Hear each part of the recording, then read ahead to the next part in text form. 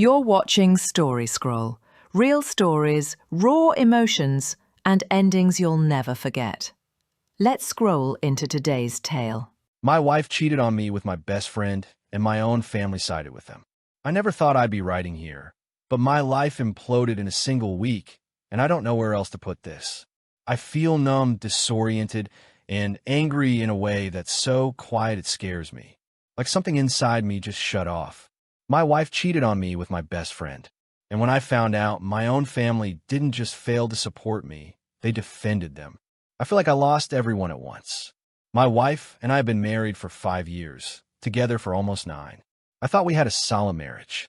Not perfect, no marriage is, but stable, respectful, built on trust.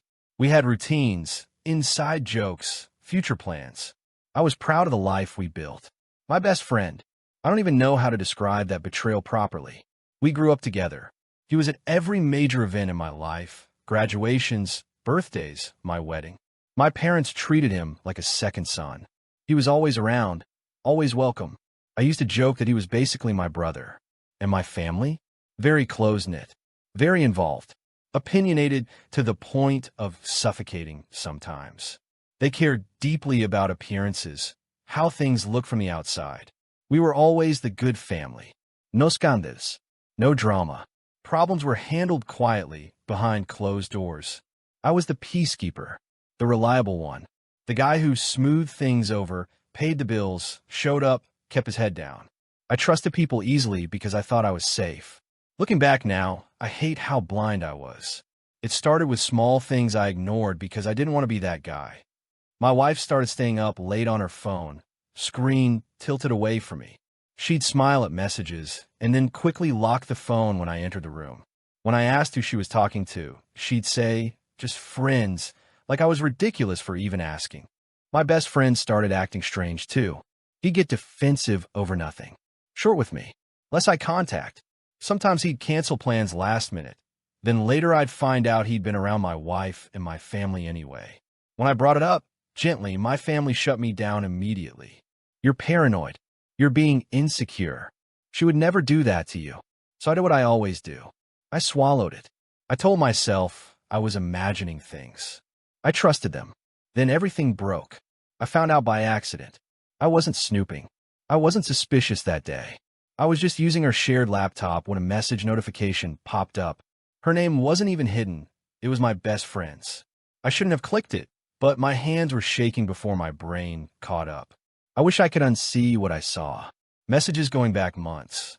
Not flirting, full-on intimacy. Plans. Jokes about lying to me. Complaints about me. There was a hotel receipt attached in one thread. A date I recognized immediately because I had been at a family gathering that night.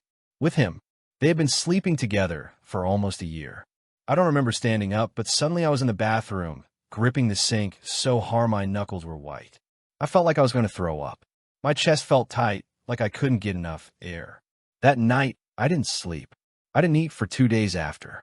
Every time I closed my eyes, I saw those messages. When I confronted my wife, she cried. Real tears at first. She said she was sorry. Then, slowly, the apologies turned into explanations. It just happened. I was lonely. You were always working. As if any of that made it okay. When I confronted my best friend, he couldn't even look at me. He stared at the floor, mumbled about alcohol, about being in a bad place, about how it wasn't supposed to go this far. He told me he still cared about me. I almost laughed, but the worst part wasn't them. It was my family. When I told them, I expected anger, support, something. Instead, they went quiet. Then they started talking about forgiveness, about not throwing everything away, about how divorce would destroy the family image. My mother told me I needed to be the bigger person. My father said mistakes happen and marriages survive worse. They told me I was overreacting. They didn't yell at my wife. They didn't cut off my best friend. They told me to calm down, to keep this private, to stay married and work it out. For the family. At some point, I realized they weren't asking. They were pressuring me. And when I refused, when I said I couldn't just pretend this didn't happen, they sided with them openly. They invited him over. They comforted her. They acted like I was the problem for not moving on fast enough. Now I sit alone in my house, feeling like I don't belong anywhere anymore. The people I trusted most either betrayed me or told me to accept being betrayed. I feel like I lost my wife, my best friend, and my family all at once. I don't know what to do next. Update. I stopped begging them to choose me and started choosing myself. First, I want to say thank you to everyone who commented on my original post. I didn't respond to many of you, but I read almost all of it.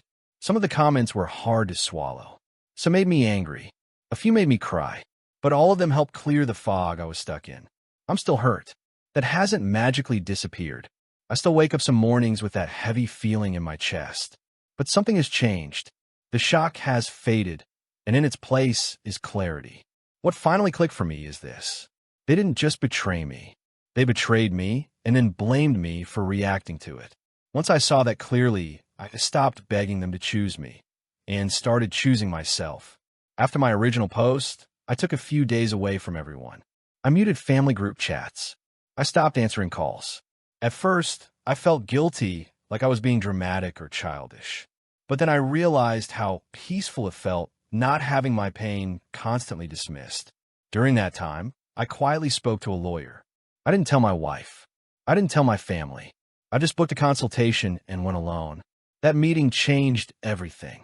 I learned things I wish I had known earlier, not just about divorce, but about control, about money, about silence. I learned that staying quiet didn't protect me. It protected them. I learned how easy it would be for the narrative to turn against me if I didn't document what was happening. So I started documenting everything.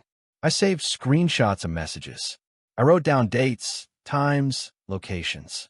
I kept records of family members pressuring me to let it go and be a man. I started building a timeline of the affair, when it began, where they met, who knew and when. Doing that was painful, but it was also grounding. For the first time since everything exploded, I felt like I had my feet on solid ground. I stopped trying to convince people I was hurt. Instead, I pulled back. I stopped answering my parents' calls. When my wife tried to check in, I kept my responses short and neutral. I didn't argue. I didn't explain myself. I didn't defend my feelings. That's when the panic started. My wife could sense she was losing control. She went from apologetic to anxious to frustrated in a matter of days. She started asking what I was planning.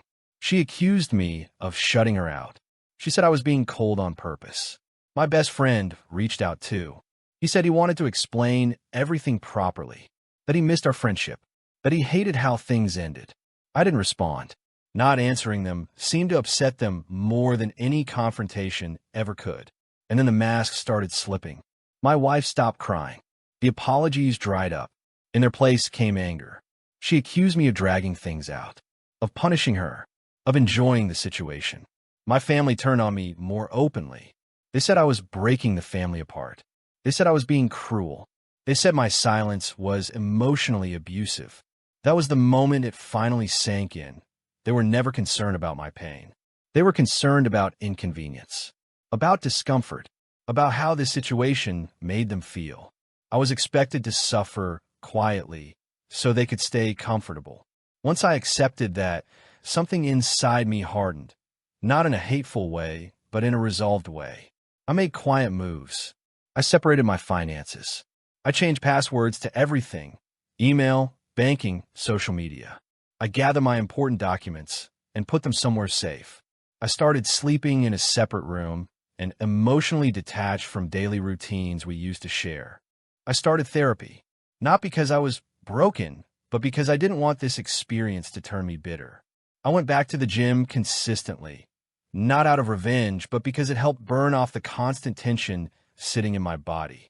For the first time in months, I felt like I was doing something for myself, not to manage everyone else's feelings. Then the outside cracks began to show. Extended family members started asking questions.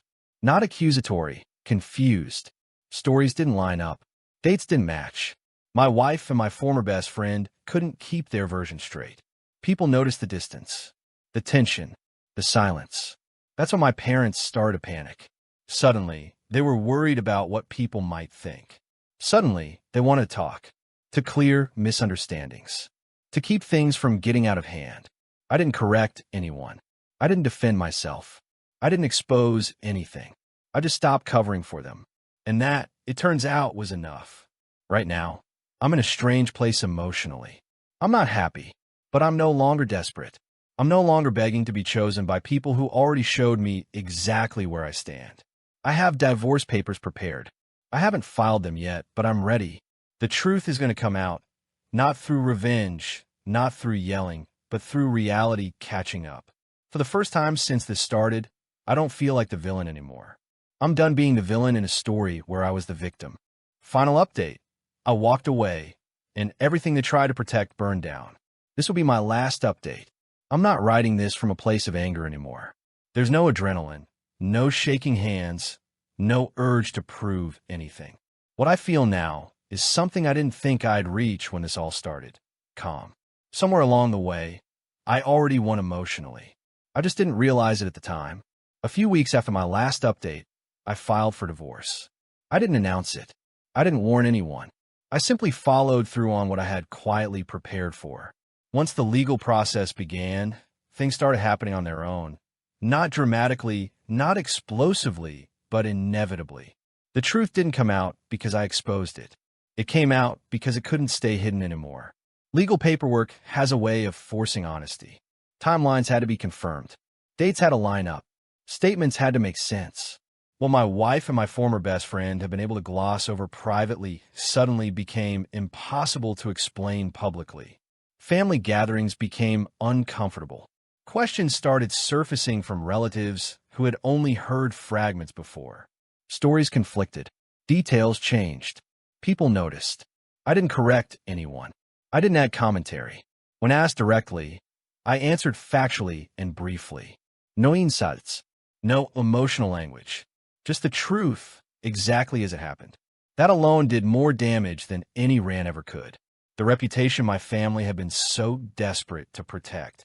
The perfect image, the unity, the we handle things internally facade started cracking.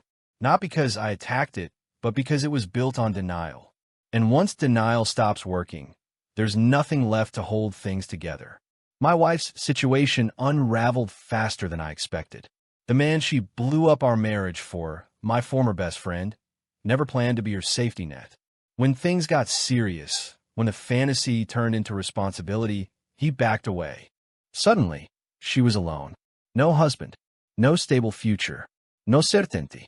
The confidence she once had turned into desperation. She tried to reconnect, not with accountability, but with nostalgia. Memories. What we had. The version of me that used to absorb pain quietly. That version of me no longer exists. My former best friend didn't fare any better. Once the truth became common knowledge, people distanced themselves. Mutual friends stopped calling. Family members who once welcomed him stopped inviting him. Both sides quietly blamed him when it became inconvenient to defend him anymore. He reached out near the end, not with excuses this time, just regret. He said he'd lost everything, that he wished he could take it back. I believed him. It didn't change anything. My family, finally faced with the full consequences of their choices, fractured under the weight of it. There was no dramatic confrontation, no explosive apology, just tension, silence, guilt that had nowhere to go. Then came the apologies. My mother cried. She said she didn't recognize herself anymore. She said she thought she was keeping the family together. My father admitted they made mistakes. Not small ones, real ones. My wife asked if there was any chance of reconciliation. She said she'd do anything. Therapy, transparency, time. My former best friend asked for forgiveness. I listened to all of it calmly. I didn't interrupt.